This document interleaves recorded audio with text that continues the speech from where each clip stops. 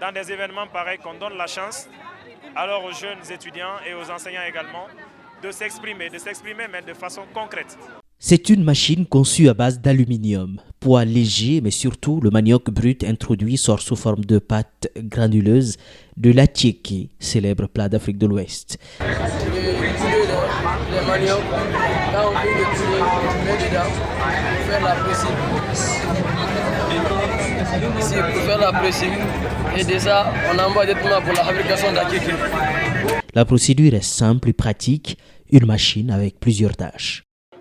Une machine qui broie le manioc, un broyeur de manioc pour les femmes qui font de l'attiéké. Nous avons également à côté de la même machine une presse hydraulique. Et cette presse hydraulique permet aux femmes, alors, après avoir broyé le manioc, de l'égoutter en un rien de temps.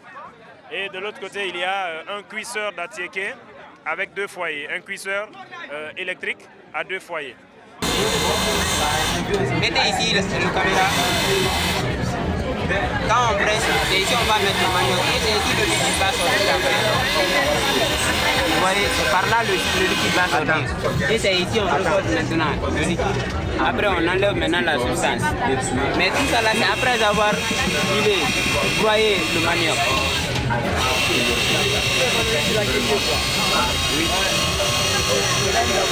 Les étudiants ne comptent pas se limiter là. Si pour l'instant l'on n'envisage aucune commercialisation de la machine, c'est surtout parce que les étudiants espèrent apporter plus d'innovation et donc plus de valeur. Dès que nous voyons qu'il y a un équipement qui existe déjà et que l'on peut faire mieux, du coup on se met à la tâche et on l'améliore. Et le plus souvent d'ailleurs ça devient des thèmes de soutenance pour la majeure partie des étudiants qui sortent.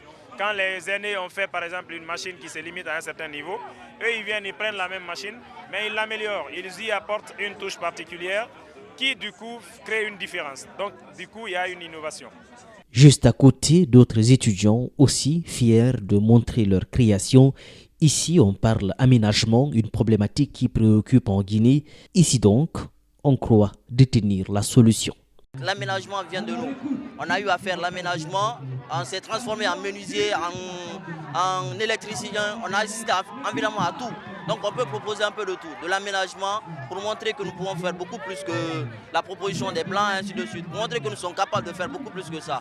Au niveau du stand, on a des maquettes, des propositions de centres commerciaux, de propositions de centres culturels, de lycées techniques et ainsi de suite. Pour dire que l'étudiant guinéen peut faire beaucoup plus. Nos étudiants ont la capacité de donner un visage aux différentes villes guinéennes, particulièrement à celle de la capitale, là où nous avons des poches vraiment désordonnées. Donc l'expertise à apporter, c'est que nous montrons à la Guinée que nous avons des étudiants qui sont capables d'apporter des réponses aux fléaux sociaux que la Guinée, pas sociaux plutôt urbains, que la Guinée connaît aujourd'hui. Sans doute que l'aspect véritablement positif de cette rencontre entre étudiants, c'est d'avoir permis de stimuler les envies de création, d'innovation. Ici, tout semble possible, pas de limite imposée.